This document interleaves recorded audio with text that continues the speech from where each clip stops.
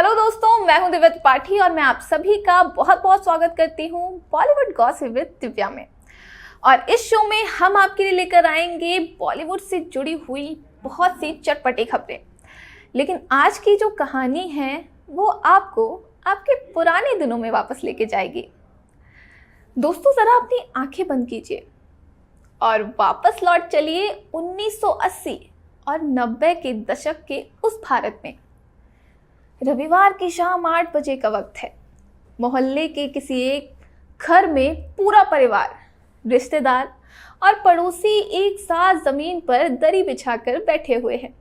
TV का antenna सही करने के लिए छत से आवाज आ रही है। आया क्या चित्र! और जैसे ही टीवी स्क्रीन पर एक उस्ताद की वायलिन की तान गूंजती है, ताना ना ताना ताना ना, ताना ना ताना ना ना ना, जिसके बाद सारा कमरा एक सुकून से भर जाता है। यह सिर्फ एक टीवी शो का इंट्रो नहीं था, यह उस दौर के हर हिंदुस्तानी के बचपन का वो दरवाज़ा था जो सीधे ले जाता था एक ऐसे शहर में जो दुनिया के किसी नक्शे पर था ही नहीं, मालगुड़ी। आज जब हम नेटफ्लिक्स, Amazon प्राइम और हॉटस्टार के दौर में बिंज वॉच करते हैं, तब भी आखिर ऐसा क्या है कि दूरदर्शन पर आने वाले मालगुड़ी डेज की सादगी के आगे आज के 4K डार्क और थ्रिलर OTT शोज फीके पड़ जाते हैं। आज के करोड़ों की बजट वाले वेब सीरीज भी मालगुड़ी के जादू को कभी पीछे नहीं छोड़ सकते। मालगुड़ी की कहानी की शुरुआत टीवी से नहीं, बल्कि 1930 के दशक में मैसूर के एक छोटे से कमरे में हुई थी। भारत के महान अंग्रेजी लेखक R.K. नारायण अपनी पहली किताब लिख रहे थे। उन्होंने एक काल्पनिक दक्षिण भारतीय शहर की रचना की, मालगुड़ी। एक ऐसा शहर जहां सरयू नदी बहती थी, कबीर स्ट्रीट थी, एक पुराना बोर्डिंग स्कूल था और एक छोटा सा रेलवे स्टेशन। जब R.K. नारायण से पूछा गया कि मालगुड़ी कहाँ है, तो उन्होंने कहा था कि मालगुड़ी कहीं भी हो सकता है, आपके गांव में, आपके शहर में, मेरे शहर में या हर इंसान के दिल के किसी कोने में। और इस काल्पनिक शहर को अपनी पेंसिल की रेखाओं से रूप दिया उनके सगे भाई और देश के सबसे बड़े कार्टूनिस्ट R.K. लक्ष्मण ने। शो की शुरुआत में जो स्केच आप देखते हैं, वो धोती पहने डाकिया, वो बरगद के नीचे बैठा सपेरा, वो सब लक्ष्मण साहब की ही कलम का जादू थे। 1980 के दशक में जब दूरदर्शन भारतीय जनमानस पर छा रहा था, तब कन्नड़ सिनेमा के एक बेहद प्रतिभाशाली युवा निर्देशक और अभिनेता शंकर नाग ने R.K. नारायण की कहानियों पर धारावाहिक बनाने का बीड़ा उठाया। शंकर नाग का विजन बिल्कुल स्पष्ट था। कोई स्टूडियो सेट नहीं होगा, कोई चमक धमक नहीं होगी, और वे पूरी टीम को लेकर पहुंचे कर्नाटक के एक छोटे से बारिश से भीगे गांव अगुम्बे में।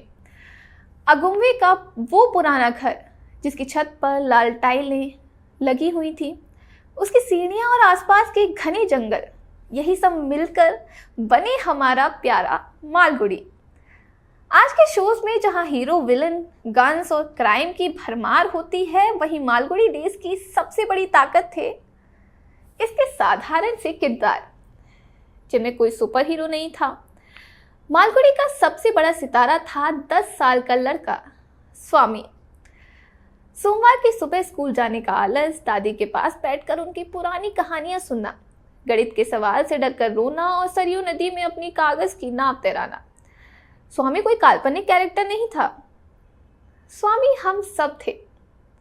अपनी पुरानी खटिया पर लेटी स्वामी को अपनी गोद में सुलाती दादी, उनका स्वामी पर बेइंतहा प्यार और स्वामी का उनसे अपनी छोटी मोटी मांगे मनमाना। इस रिश्ते ने हर दर्शक को अपने घर के बुजुर्गों की याद दिला दी।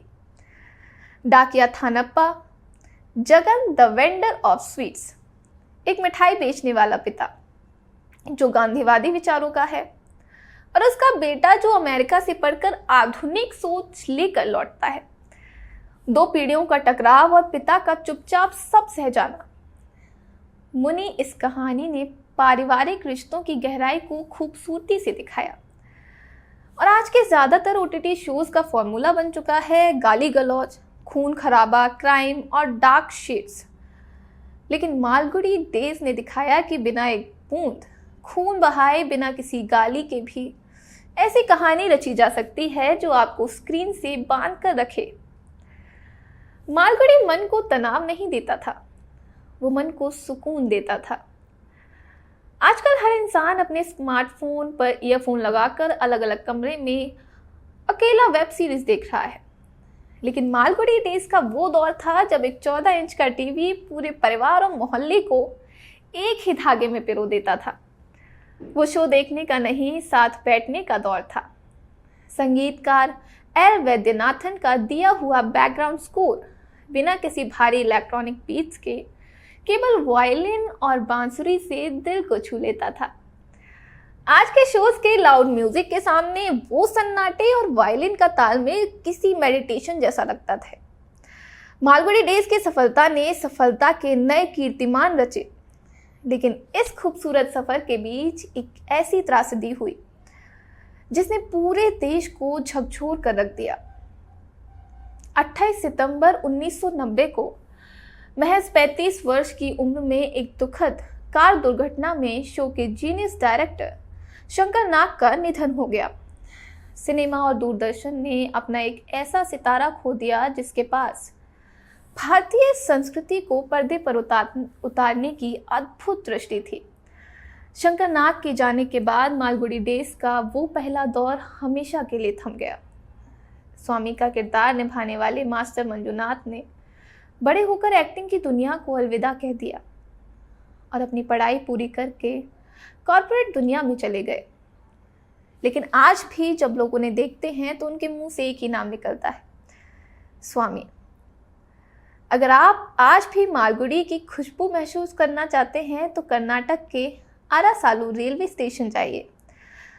भारतीय रेलवे ने उस स्टेशन का नवीनीकरण करके उसका नाम मालगुडी रेलवे स्टेशन रख दिया है, जहां शूटिंग के दौरान के स्टीम इंजन, RK लक्ष्मण की पेंटिंग्स और एक खूबसूरत म्यूजियम आज भी उस दौर की गवाही दे रहे हैं। दोस्तों, मालगुडी कोई सिर्फ कर्नाटक का गांव था या फिर किताबों का एक शहर नहीं था। मालगुडी वो जगह है जहां हमारा बचपन बीत गया, जहां इतवार की सुबह बिना किसी मोबाइल नोटिफिकेशन के शांत हुआ करती थी, जहां रिश्तों में कोई छलावा नहीं था और जहां खुशियां बहुत सस्ती हुआ करती थी। आज जब भी जिंदगी की भागदौड़ और इस डिजिटल दुनिया के शोर से आपका मन थक जाए तो YouTube खोलिए, मालगुडी डेज का कोई भी एक एपिसोड चलाइए और उस 90 के दशक की मासूमियत में थोड़ी देर के लिए खो जाइए। और अगर आपको यादों का यह सफ़र पसंद आया हो तो इस वीडियो को लाइक करें और अपने बचपन के दोस्तों के साथ शेयर ज़रूर करें और चैनल को सब्सक्राइब करना ना भूलें। फिर मिलेंगे किसी और नॉस्टैल्जिक कहानी के साथ। तब तक के लिए आप सभी लोग अपना ख्याल रखिए। बहुत बहुत धन्यवाद।